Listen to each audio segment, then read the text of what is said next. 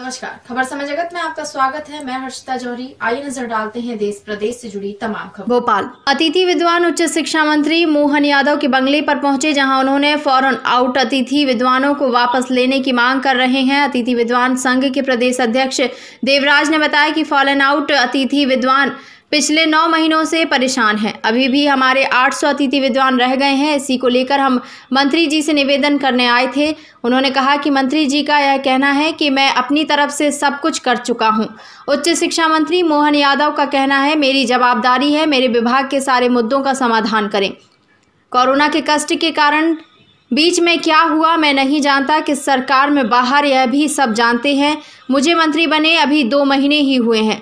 किस सरकार ने बाहर किया है वह भी सबको मालूम है। जब उनसे पूछा गया कि यह अतिथि विद्वान कह रहे हैं कि अगर हमें कॉलेज में पानी पिलाने का भी काम मिल जाए तो हम करेंगे, इस पर उन्होंने कहा कि नहीं, जिसका जो काम है वह वही करेगा। जल्द ही इन्हें वापस ले लिया जाएगा।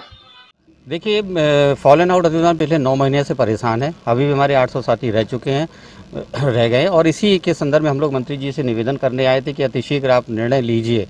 मंत्री जी का ये कहना था कि मैं अपनी तरफ से सब कुछ कर चुका हूँ और आगे ऊपर निर्णय लेना है। तो हमारा मंत्री जी से ये कहना है कि आप जो कुछ भी है, अगर माननीय सीएम साहब को निर्णय लेना है तो आप सीएम साहब के पास हमको ले चलिए। आप हमको व्यवस्था में तुरंत अंदर करवाइए। हमारे 5 साथी अब तक आत्महत्या कर चुके हैं और आगे की स्थिति, हम लोगों की आर्थिक हालत, मानसिक स्थिति बहुत बदतर होती जा रही है। वही आग्रह करने के लिए आज प्रदेश के विभिन्न जिलों से यहाँ पर अतिथि विद्वान एकत्रित हुए थे। क्या कुछ मंत्री जी ने आश्वासन दिया या? मंत्री जी का कहना है कि हम सीएम साहब से आपकी मुलाकात कराएंगे और उन्होंने कहा है कि हम बात कर रहे हैं, संबंध में समय लेना पड़ेगा। और हमारा भी ये कहना है कि आप अगर यहाँ से नहीं, मंत्री स्तर से नहीं हो पा रहा है तो सीएम साहब से मुलाकात कर हमारा हल करना है। उन्होंने आश्वासन दिया कि हम सीएम से आपकी बात करवाएंगे। क्या चुनाव से पहले आपका बरहाल हो गया? आपको क्या लगता है? हम तो इसी आशा में आए कि चुनाव से पहले होना चाहिए। कांग्रेस की सरकार जब थी उन्होंने भी आश्वासन दिया था। माननीय शिवराज सिंह चौहान जी जो वर्तमान में मुख्यमंत्री, वो हमारे पंडाल में आए थे, उन्होंने भी कहा था, उन्होंने तो यहाँ तक कहा था कि कितने पद कम है, 832 या 837 पद कम है, उनको बढ़ा दीजिए।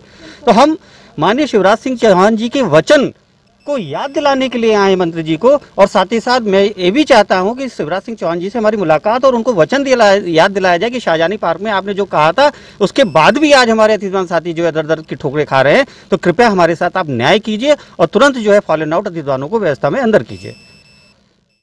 अतिथि विद्वान नियमितीकरण की मांग को लेकर आप? देखो, मेरे ये इस मामले में उच्च शिक्षा विभाग के मंत्री होने के नाते से मेरी जवाबदारी भी है कि मेरे अपने सभी विभाग से जुड़े हुए सारे मुद्दों का समाधान हम करें। जी। ये बात भी सही है कि चूँकि कोरोना के कष्ट के कारण से बीच में क्या हुआ मैं नहीं जानता, किस सरकार में बाहर हुए मैं भी वो दोहराना नहीं चाहता। कि मेरे को तो मंत्री बने को 2 ही महीने हुए। जिस सरकार ने बाहर किया वो भी सबको मालूम था।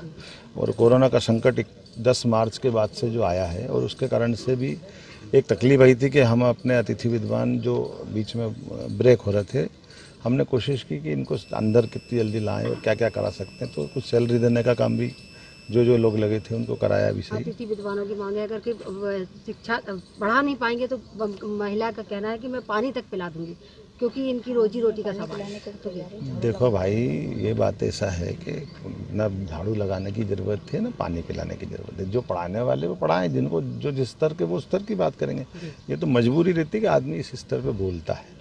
हम उनकी भावार्थ को समझ रहे हैं कि अल्टीमेटली आदमी चाहता है कि जो मैं पढ़ाने का मेरे को जो काम मिला वो पढ़ाते जाएं। अच्छा, ये बात भी सही है, मैं इस बात से सहमत हूँ कि हमारी संवेदना इस प्रकार से भी है कि अगर हम परमानेंट प्राध्यापक नहीं हैं तो अतिथि विद्वान से भी काम चला रहे हैं। और अतिथि विद्वान तो बहुत छोटी तनख्वाह में काम कर रहे हैं। मेरी उनसे सहानुभूति भी है और हम चाहेंगे कि उनकी सैलरी भी बढ़े, वो परमानेंट भी हो। लंबे समय तक आदमी क्यों अपनी ज़िंदगी दांव पे लगाए। लेकिन कष्ट ये है कि इसमें प्रक्रियाओं का भी तो पालन करना पड़ेगा। विभाग के नाते से मेरी जवाबदारी है कि मैं जितनी जल्दी हो सकता वो करूं। लेकिन मेरे हाथ इसलिए बंधे हैं कि एक विभाग से दूसरा विभाग, दूसरे विभाग से सरकार के बाद कोरोना का कष्ट, आर्थिक परेशानियां, और दूसरा इसके साथ साथ जैसे स्कूली शिक्षा विभाग और बाकी सब लोगों की भी इसमें कई कारण बन रहे हैं। लेकिन चूँकि हायर एजुकेशन की बात है तो मैंने प्रयास किया कि लगभग 2500 अतिथि विद्वान जो सेल्फ फाइनेंस के थे उनको हमने लगाया है। लगभग 1700 के आसपास हमारे पास फॉलन आउट है जो किसी न किसी प्रकार से लंबे समय से काम करते रहे हैं। उसमें से भी 832 के आसपास लोग लगा लिए गए हैं। जो 700 लोग, 725 या 32 जो भी संख्या में आ जाएगी वो बचे हुए हैं।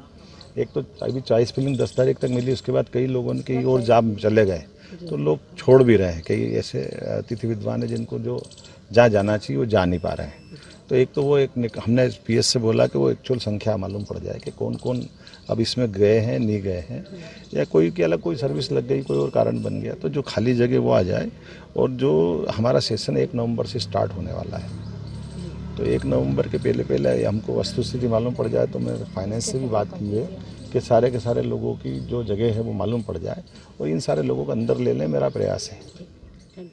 खबर समन जगत के लिए संवाददाता शक्ति Bharti, Bhopal. For latest news, subscribe to our channel and press the bell icon.